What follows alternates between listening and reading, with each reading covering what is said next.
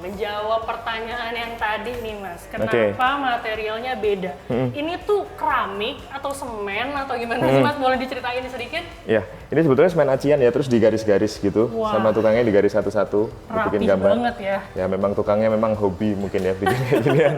Dan ini sebagai tema transisi ya, karena dari depan tadi kita udah dari lantai acian masuk ke tangga halus, tangga kayu, terus kita naik ke sini sebagai jalanan transisi ke lantai 2 yang memang nanti semua acian. Oke, selain pijakan tangganya ini detail banget ya satu-satu, ini tuh juga terang banget karena si tembok ini ternyata bukan dinding ya Mas, ini apa nih materialnya? Ini adalah material atap ya, material bening gitu, tapi masih cukup punya privasi kalau dari luar gitu.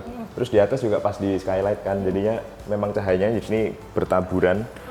Kalau yang di sini juga semua sisaan tuh kita pakai lagi, jadi sebetulnya untuk dinding ini kita masih menyisakan beberapa dan kita pakai di sini untuk nutup supaya lampu di atas tuh masih tembus ke depan. Jadi benar-benar semuanya terang, rata, dan juga udaranya juga kena semua gitu ya? Iya, plus semua bahan kepakai lagi. Benar, kepakai lagi itu intinya. Nah, ini kan kaca gini semua matahari masuk. Kira-kira panas gak sih Mas sebenarnya? Iya, memang sedikit panas ya, makanya salah satu jalan keluarnya adalah ngasih bukaan-bukaan di belakang dan di depan sini seperti di bawah. Jadi konsepnya ada udara ngalir dari depan ke belakang. Kenapa nggak ada pegangan nih sebelah sini nih? Ya emang di sini nggak ada pegangan ya. Ini sebetulnya karena mau buat naruh proyektor gitu, dan sini niatnya tuh untuk naruh barang-barang gitu, barang-barang elektronik lah di sini. Baru ada pegangan di sebelah sini. Karena toh di situ masih bisa pegangan boxnya kamar mandi ya. Benar. Jadi ini tadi yang kamar mandi kita lihat di bawah. Jadi kalaupun naik pun nggak masalah sebenarnya karena bisa pegangan sini. Terus ini buat ngumpetin modem atau proyektor atau barang-barang elektronik lainnya.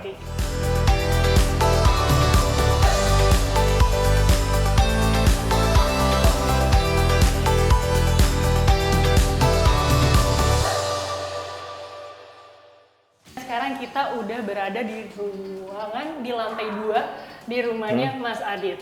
Yang aku notice di sini, ini tuh bener-bener feel-nya tuh lega banget karena cahayanya masuk dari manapun, dari sini, dari belakang, dari depan juga sengaja tentunya kaca. Sama di sini memang tidak terlalu banyak barang. Jadi pertama kalau ruangan ini terbuka karena ini sebetulnya ruangan yang belum jadi. Nantinya akan jadi kamar dan dia akan ada cukup sekat di sini. Biar ini kamarnya nanti kayak berasa di hotel-hotel ya. Keluar ada balkonnya gitu. Ya. Meskipun pintu ini sebetulnya pintu respon sementara aja ya. Harusnya pintunya hanya satu, tapi karena kita daripada beli pintu yang kemarin di bawah kita pindahin ke atas kayak gitu aja. Lagi-lagi sahabat Unia, ini masih reuse. Jadi dari rumah yang lama di bawah kita pindahin ke atas. Kemudian, nah dari sini kelihatan juga pintu warna kuning kayak yang di bawah. Aku pengen tahu nih kalau pintu kuning yang di lantai 2 ini, apakah ruang kerja atau ruang tidur anak atau apa nih Mas kalau boleh tahu? Dia sama persis ya dengan yang di bawah. Jadi dulu memang kita punya 2 kamar, dua-duanya pintu warna kuning, dan sekarang kita pakai lagi. Jadi supaya bangun tidur di rumah yang dulu dan sekarang masih sama aja feel-nya kayak gitu. Jadi benar-benar kalau bisa nggak ada yang kebuang, nggak usah. Iya, betul. 2 pintu, 3 pintu masih kepake. Pintu ini, pintu lantai 2, pintu yang di sini, pintu kamar, pintu kamar bawah. Kemudian lagi-lagi untuk temboknya juga sama ya Mas? Dimiring lagi. Dimiringin lagi. Supaya inline dengan yang ada di bawah. Benar, menarik.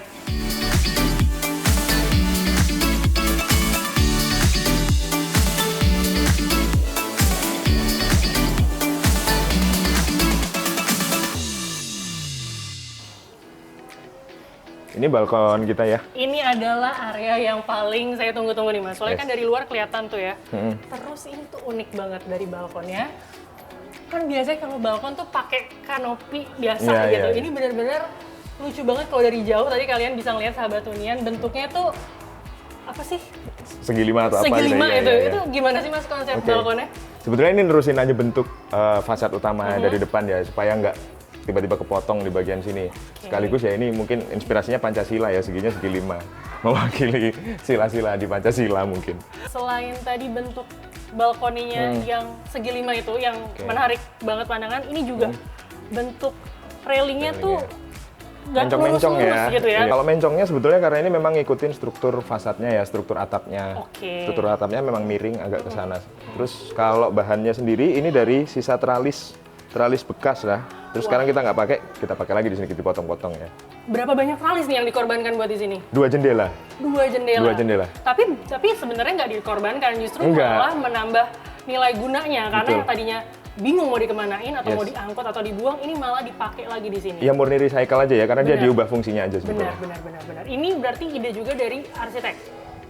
Usulan saya juga sih, daripada pakai barang-barang yang lain. Oke, jadi sahabat Hunian di rumah, ini juga bisa jadi inspirasi kalau misalnya ada kusen-kusen yang udah nggak kepake, teralis-teralisnya itu jangan dibuang, bisa dibikin kayak gini. Menarik banget kan, tetap estetik walaupun nggak lurus kayak pada umumnya railingnya gitu. Jadi ini ada aksen-aksen yang tetap manis dan estetik banget kalau misalnya dari luar juga. Setidaknya secara fungsi tetap masih bisa ngalangin anak kecil ya. Dan ini kuat juga kan.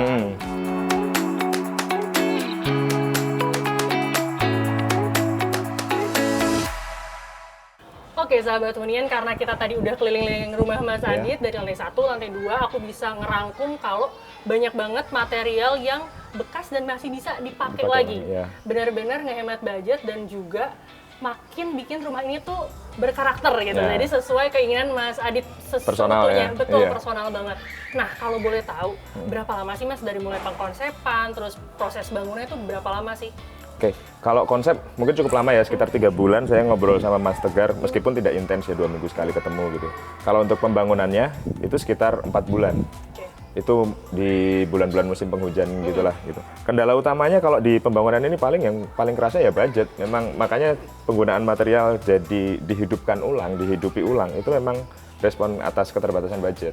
Oke, tadi ngomongin budget, ini kan rumahnya ngepake barang-barang atau material yang di-reuse, barang bekas. Kemudian budgetnya minimalis. Nah, boleh dibisikin nggak nih buat sahabat Hunian di rumah, berapa sih habisnya budget buat bikin rumah kayak Mas Adit kayak gini? Oke. Atas bawah totalnya sekitar 180 ya. Wah, nggak sampai 200 juta? Nggak sampai, itu sepertiganya untuk biaya tukangnya, yang maksudnya jasanya gitu. Terus sepertiga lagi kayaknya habis untuk atap dan struktur atap ini ya. Sisanya untuk pembangunan dalamnya. Oke, jadi terjauh sudah ya sahabat Hunian, kalau mau bikin rumah kayak gini, secantik ini dan berkarakter, itu nggak perlu ngeluarin budget yang mahal, di bawah 200 juta itu bisa. Jadi itu bisa jadi inspirasi kalian bahwa barang-barang bekas itu jangan dibuang, tapi bisa diahli fungsikan gitu ya Mas. Terima kasih sama Mas Adit, boleh main-main ke rumah ini, jangan kapok kalau kita pengen tanya-tanya lagi nih, kalau misalnya udah direnov lagi nih yang atasnya kalau mau ditambahin. Dan juga makasih juga buat para sahabat Hunian yang udah menyaksikan episode ini dari awal sampai akhir. Saya, Tania, masih akan berkunjung ke rumah-rumah yang punya cerita lainnya. Jadi, tetap saksikan Rumah Punya Cerita hanya di TV.